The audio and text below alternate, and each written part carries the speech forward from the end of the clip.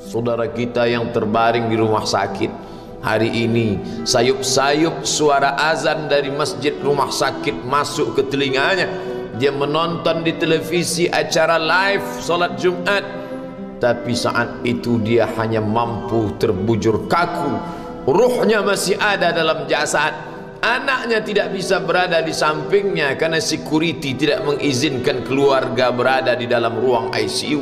Dia duduk di dalam. Suara terdengar, azan bersahutan, hayya 'alas salah, mari salat, hayya 'alal falah, mari menuju kemenangan. Dia hanya bisa meneteskan air mata. Kenapa? Kalau dulu dia waktu sehat sempat beribadah, penyesalannya tidak terlalu banyak. Tapi kalau di saat sehat walafiat tak sempat untuk menempelkan kening ke lantai, tak sempat melangkahkan kaki ke rumah Allah, tak sempat mendengarkan khutbah, maka tak ada duka di atas duka. Air mata yang meleleh tak dapat mengembalikan masa lalu. Lan tarji'al ayyamul lati madat, yang lalu tak dapat diulang kembali. Air mata darah menangis.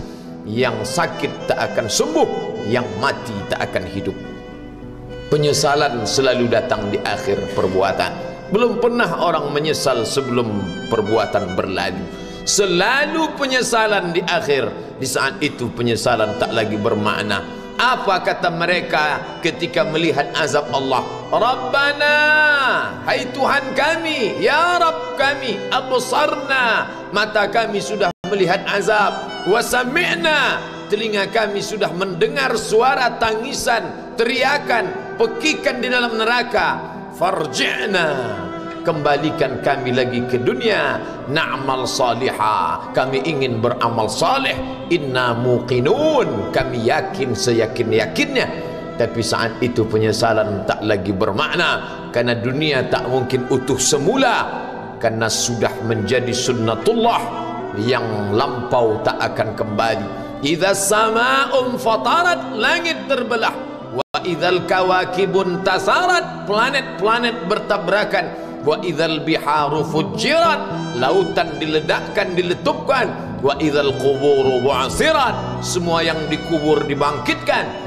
Alimat nafsum ma qaddamat wa akharat, disitulah orang baru sadar apa yang dulu pernah aku lakukan. Wa qadimna ila ma amilu min amalin, semua amal mereka kami tunjukkan, kami datangkan. Ini amalmu, ini infakmu, ini wakafmu, ini sedekahmu, ini salawatmu, ini bacaan Qur'anmu, ini zikirmu. Tersenyum mata melihat amal. Faman ya'mal mithqala dzarratin khairan yarah.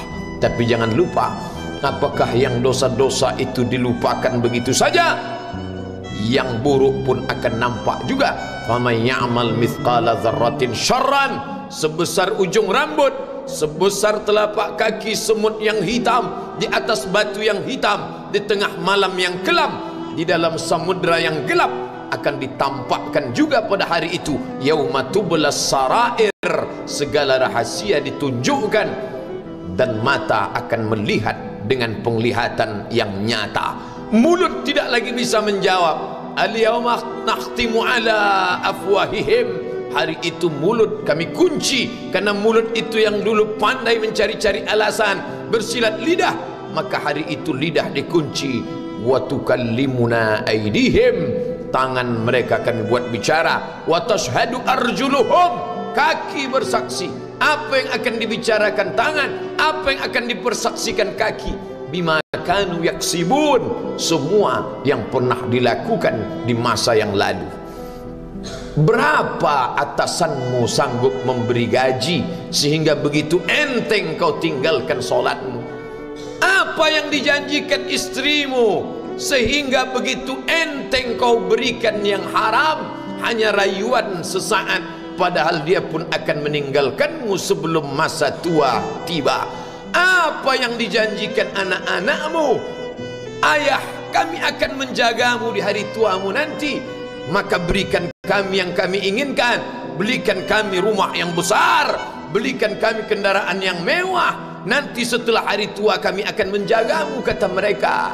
Tapi setelah kita tua, dosa-dosa begitu banyak terkumpul, mereka pun meninggalkan kita di panti jompo yang penuh dengan kesunyian, hening, sepi, suara cucu tak terdengar menangis, karena mereka pun malu mengakui kita sebagai orang tua. Suapkanlah yang haram ke mulut mereka, berikanlah yang batil ke dalam perut mereka. Itu hanya akan menjadi azab di dunia sebelum hari kiamat tiba. Ish ma syi'ta, hiduplah sesuka hatimu. Ish ma syi'ta, apa yang mau kau makan, makanlah. Apa yang akan kau bekerjakan, kerjakanlah. Fa innaka mayyit, tapi ingat, kau akan menjadi mayat, kau akan mati. Semua akan diminta pertanggungjawaban di hadapan Allah Subhanahu wa ta'ala. Hari ini orang boleh tertawa, hari ini orang boleh merasa dunia dia yang punya, tapi sampai masanya yang hijau akan berubah menguning, yang kuning akan mati, yang mati akan menjadi debu, yang debu ditiup angin hampa tak bermakna. Lalu apa yang akan dibawa menghadap Allah Subhanahu wa ta'ala? Amal saleh. Kalau pernahlah mulut itu membaca sepotong dua potong ayat sebelum berangkat bekerja, kalau sempatlah masuk ke kamar mandi mengambil air wudhu, solat sunat duha sebelum berangkat bekerja, kalau sempatlah ketika duduk dalam suasana santai membuka iPad, lalu dibuka Quran digital sambil melihat beberapa ayat, merenungkan maknanya, mengingat mati, kalau sempatlah mulut mengucapkan subhanallah wa bihamdihi subhanallahil azim, kalau sempatlah anak istri dibawa ke masjid iktikaf mendengarkan pengajian, kalau sempatlah beberapa persen dari pendapatan itu dilimpahkan ke rumah anak yatim panti jompo masjid, kalau sempatlah beberapa meter tanah dibeli untuk pembebasan mendirikan rumah Allah, kalau sempat memberikan beberapa karpet untuk rumah yang selalu ditinggalkan, kalau sempatlah membelikan beberapa kilo beras untuk yatim piatu dan panti jompo, itulah yang akan menolong di hadapan Allah. Adapun rumah besar dengan beberapa semen, dengan beberapa busi yang banyak, semua akan menjadi tinggal kenangan. Mereka akan menjual, membagi-baginya. Tanah yang dulu harganya semeter 100.000 sekarang sudah menjadi 5 juta. Mereka akan bagi-bagi itu semua kepada ahli waris. Lalu kita hanya membawa 3 helai kain tipis yang tidak berjahit, dan itu semua menjadi milik orang. Kalau dulu mereka kita didik dengan pendidikan yang baik, di tengah malam mereka bangun menetes air matanya, lalu dia berdoa, Rabbighfirli wa liwalidayya warhamhuma kama rabbayani shaghira, seperti tetesan embun di tengah gurun Sahara yang panas.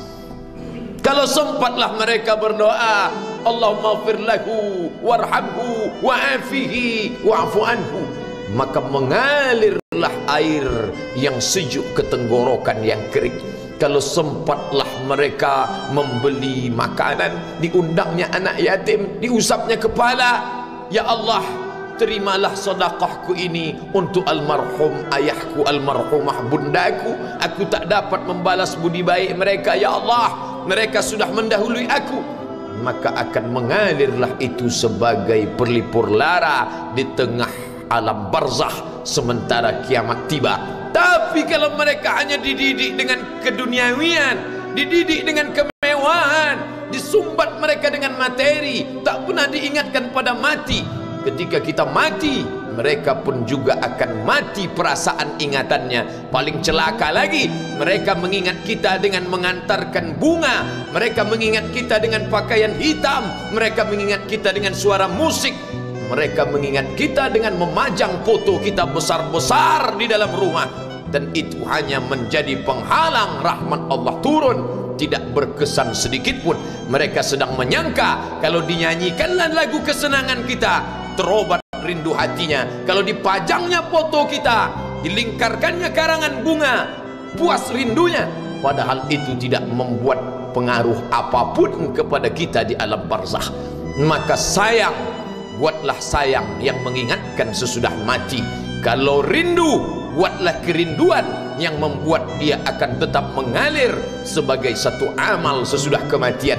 idza matal insan, kalau manusia mati inqata'a. Dulu rajin membaca Quran, berhenti. Dulu rajin salat tahajud, berhenti. Dulu rajin menghatamkan segala yang baik-baik, berhenti. Tapi ada yang tetap mengalir. Di antara yang mengalir itu adalah shadaqatun jariyah. Sempat membelikan beberapa bungkus nasi.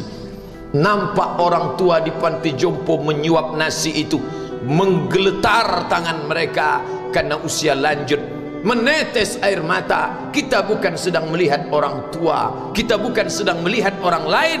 Saat itu kita sedang melihat potret diri kita 30 tahun yang akan datang. Di mana aku 30 tahun akan datang? Surga, kenikmatan yang luar biasa, tapi dia tidak akan dimasuki oleh orang yang biasa-biasa. Solat biasa, baca Quran biasa, zikir biasa, untuk mendapatkan yang luar biasa, maka itu bukan perimbangan ibadah yang fair.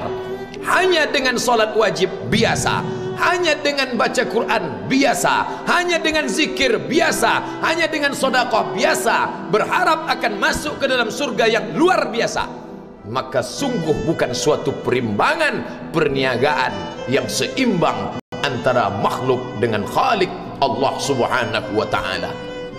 Khutbah Jumat ini kembali mengingat kita, mengajak merenung bersama. Kita ini mau kemana? Di sini untuk apa? Yang kita bawa menghadap Allah itu apa? Apakah nama, jabatan, kebesaran, harta benda ikut menghadap Allah? Tidak. Dia akan tinggal menjadi puing-puing kenangan.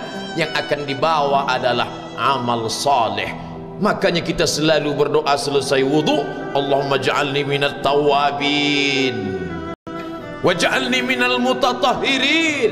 Ditutup dengan waj'alni min ibadikas salihin, karena orang yang saleh lah yang selamat dari kerugian, yang lain rugi. Innal insan, semua manusia lafi khusrin, rugi. Yang kaya rugi, yang punya kuasa rugi, yang ganteng rugi, yang punya anak rugi, yang punya istri rugi. Tapi ada yang beruntung, illallazina amanu, kecuali yang beriman, wa amilus salihati, dan beramal saleh. Itulah orang yang beruntung, karena dia akan hidup dalam kehidupan yang kekal abadi, membawa iman dan amal salehnya. Kalau sampai hari ini masih bersemayam di dalam diri kita, mari kita jaga.